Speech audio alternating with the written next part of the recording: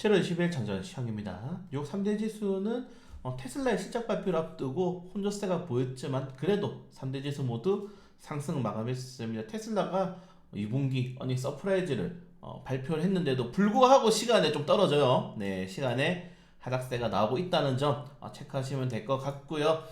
다만 미국이 지금 10년 만에 이제 골디락스에 접어들고 있다라는 전망이 나오면서 여전히 뉴욕 증시에는 훈풍을 기대를 하고 있습니다. 자, 우리나라도 여기 좀 많이 편승해서 따라가면 좋을 것 같은데 최근에 중앙권 증시에 대한 리스크가 굉장히 컸었죠.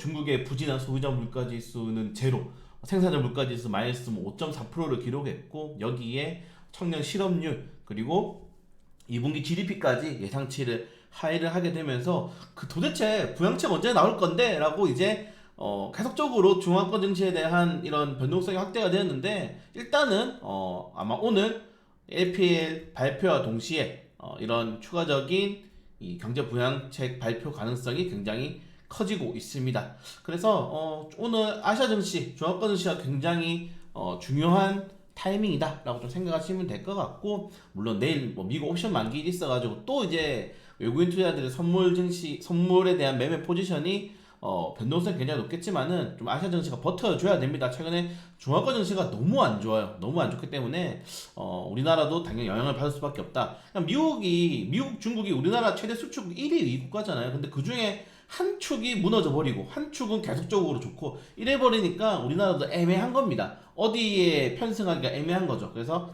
적당히 둘 다 좀 잘 되는 게 베스트지 않나라고 생각이 되고요. 한국은행에서 한국과 중국이 성장 흐름이 차별화되고 있다. 그래도 다행스럽게 다만 한국 반도체가 단기적으로 어렵고 연말에 갈수록 회복이 될 가능성이 크다. 사실 지금은 제가 모든 이제 관료 중에서 한국은행 정영총재를 가장 신뢰를 하고 있는데 잘하고 있습니다. 그래서 한국은행에 하는 말들을 좀 많이 가져오려고 하고 있고요. 그래서 한국은행이 생각하는 대로 경제 우리나라도 연착륙을 좀 하반기에는 기대를 할 수 있기 때문에 나쁘지 않은 흐름 이어나갈 수 있다는 점 좀 체크를 하시면 좋을 것 같습니다.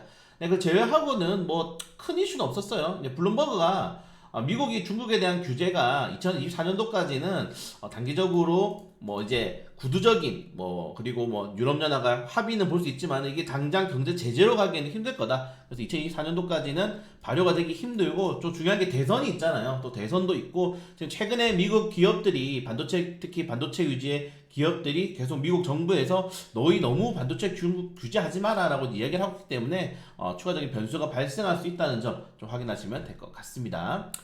중국 증시가 지금 24년 만에 최악의 수준이라고 하죠. 쉽지 않다. 자, 그리고 JP모건이 드디어 JP모건이 드디어 연착륙 가능성, 저는 이거 3년 만에 처음 보는 것 같아요.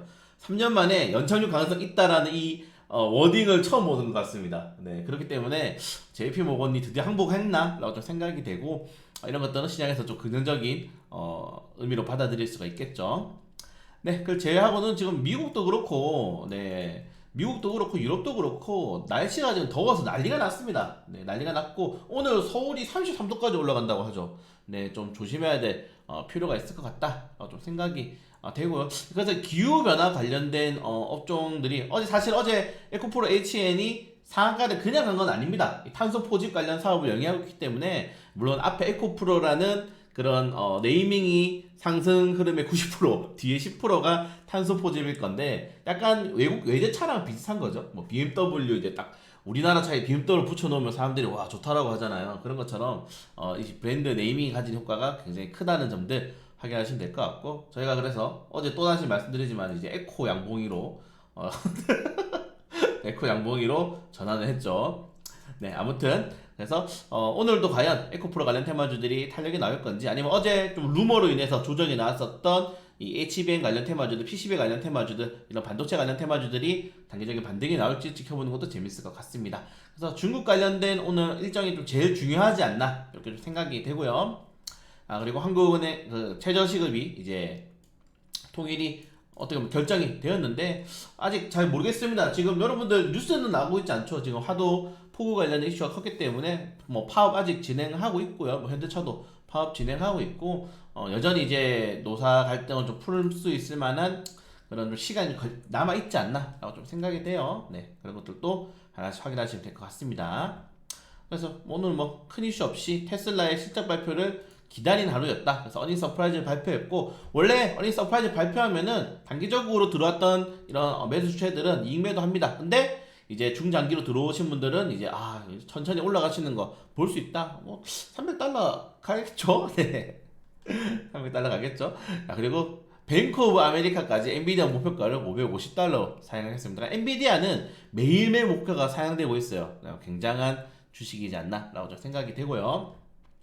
네, 그 제가 이제 폐배터리 관련된 이슈가 어제 시장에서 좀 많이 나와서 폐배터리 관련 테마주들 좀 체크를 한번 하고 가는 게 좋을 것 같습니다. 어제는 뭐 국내 내부적인 이슈도 있고, 그리고 테슬라 공동 창업자가 지금 폐배터리 제품 기업들을 운영하고 있는데 이게 빠른 성장세를 보이고 있다. 네, 이렇게 좀 뉴스가 더 나왔기 때문에 지금 보시는 것처럼 결국에는 이 수요를 공급이 따라갈 수 없기 때문에 배터리 리사이클링 사업이 확대될 수밖에 없다는 점들, 이런 것들도 뭐 한두 번 한 게 아니죠. 저희 이거 영상 거의 한 1년 전에 찍어서 올렸거든요.